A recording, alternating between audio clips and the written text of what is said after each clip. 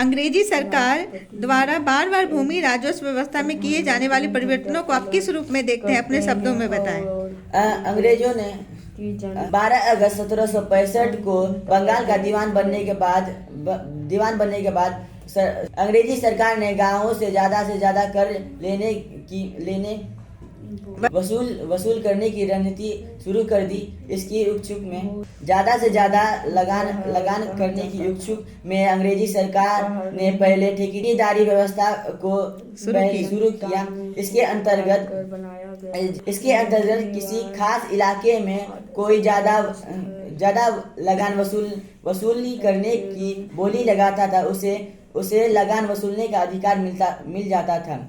इससे यह व्यवस्था ज्यादा दिनों तक नहीं चली। इससे ठेकेदारों का ही फायदा हुआ, किसानों की दुर्गति हुई।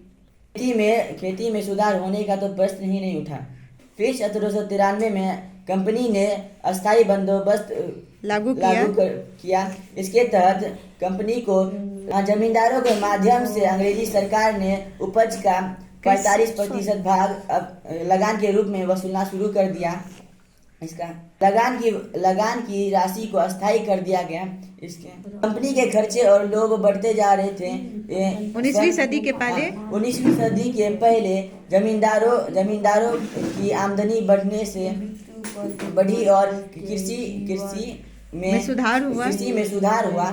इसके लेकिन कंपनी को अतिरिक्त फायदा नहीं हुआ।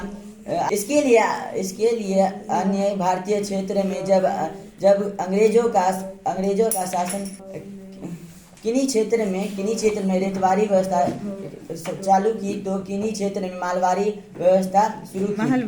मालवारी व्यवस्था इसके अंतर्गत उपज का 50% हिस्सा लगान के रूप में वसूला गया।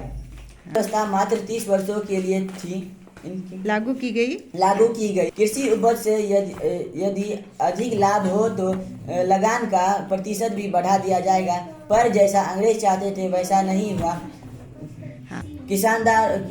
किसान जमींदारों एवं गांव के मुखियाओं ने कृषि में सुधार करने का तो कदम नहीं उठाया। क्योंकि अंग्रेज लगान बढ़ा देते। अतः अंग्रेजी शासन द्वारा भूमि राजस्व में बार बार परिवर्तन करने से कृषि को नुकसान हुआ एवं किसान दरिद्र होते गए।